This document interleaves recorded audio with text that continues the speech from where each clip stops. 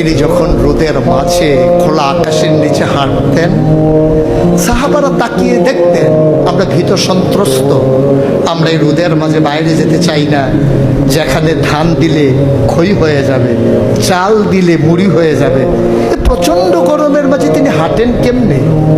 অবাক বিশ্বের উপরের দিকে তাকিয়ে দেখতেন নবী হেঁটে যায়, আর নবীর মাথার উপরে একটা মেঘের টুকরা ছায়া হয়ে হয়ে পাশে পাশে যায়।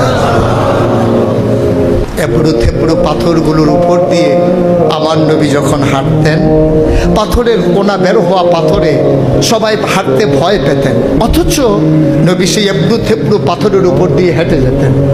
তারা চিন্তা করতেন নবীর কদমের নিচে এই শক্ত পাথর পড়লে উনি কি ব্যথা পান না? পরীক্ষা করার জন্যে পেছনে পেছনে অনেকেই দৌড়াতেন। দৌড়ে দৌড়ে নবীর কদম মুবারকের নিচে যে পাথর পড়ে গিয়েছিল ওরা হাতে তুলে দেখতেন নবীর কদমের সম্মানে শক্ত পাথর তুলার মতো নরম হয়ে গেছে। এ নবী আমার, এ নবী আপনার নবী, এ নবী আমাদের নবী। আমরা প্রাউড ফিল করি।